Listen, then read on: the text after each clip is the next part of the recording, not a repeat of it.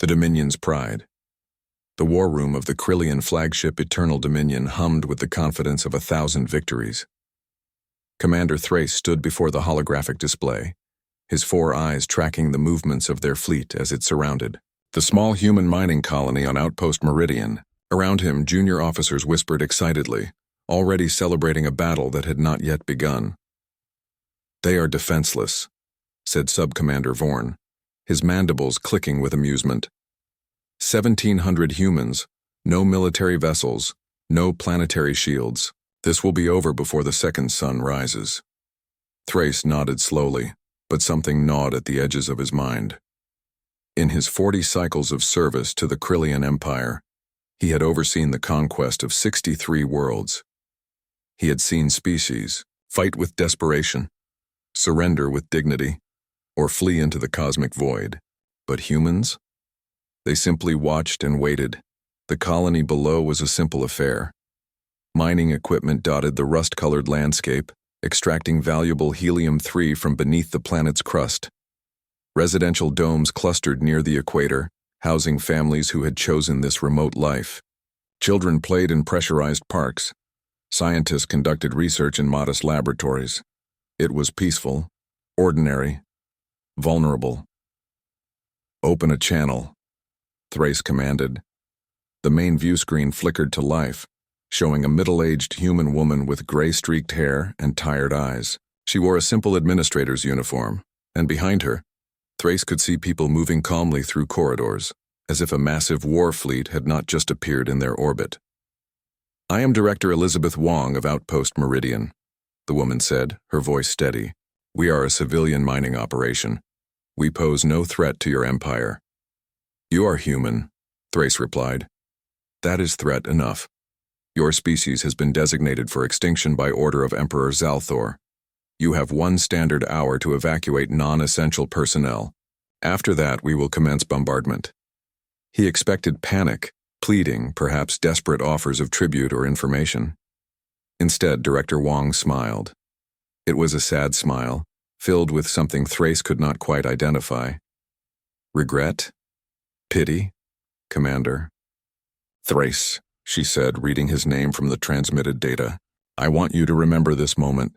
Remember that we offered you a choice today." "You offer nothing," Vorn interjected. "You are cattle awaiting slaughter."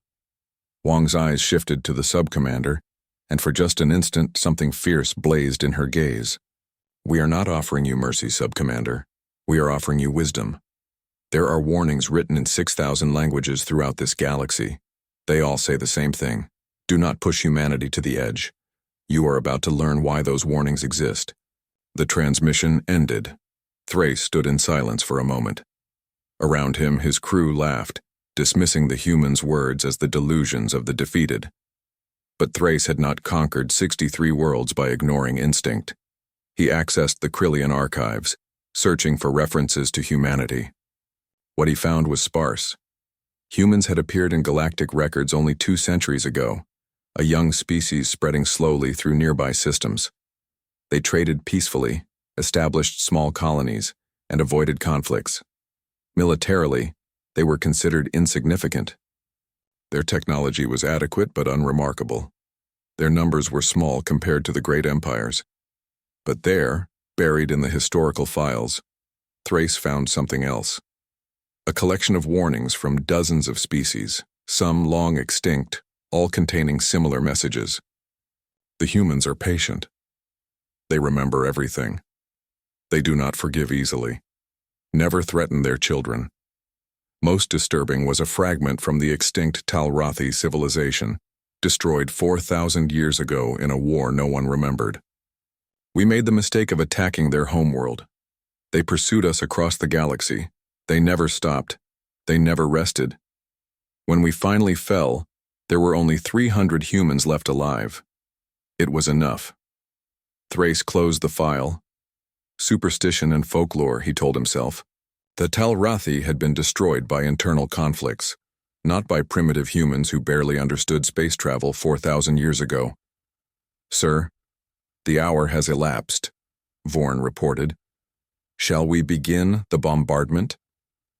Below, The colony continued its quiet existence. Evacuation ships had launched carrying perhaps 200 people.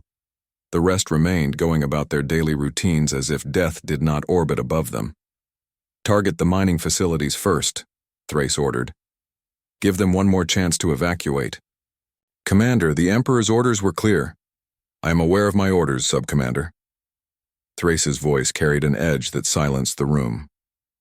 "Target the mining facilities." The first plasma lance struck a processing plant on the northern continent. The explosion was massive, a pillar of fire rising into the thin atmosphere. Then the second lance hit, and the third. Within minutes, decades of human work was reduced to molten slag and scattered debris.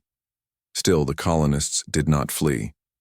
Thrace watched a father holding his daughter's hand as they walked toward a shelter. He saw scientists calmly documenting the bombardment. He saw Director Wong standing on an observation platform, looking up at the Krillian fleet with that same sad smile. "Target the residential sectors," he said quietly. The lances fell like rain. Domes shattered. Atmosphere vented into space, and 1,700 human beings died in fire and darkness, their crime being nothing more than existence. When it was over, Thrace stared at the scorched world below. His crew celebrated. Vorn congratulated him on another successful conquest. But Thrace felt none of the usual satisfaction. Instead, he felt as if he had just made a terrible mistake, one that could not be undone. In the debris field, a single small probe activated. It had been hidden among the colony's satellites, dormant and undetectable until this moment. It recorded everything, every ship signature, every commander's face, every weapon frequency. Then it jumped into hyperspace, carrying its data to a destination unknown. Director Wong's final words echoed in Thrace's mind. "Remember that we offered you a choice today." The galaxy was about to change, and Commander Thrace had just guaranteed that the Krillian Empire would be remembered not for their conquests, but for the day they made humanity decide that enough was enough. "Ooh."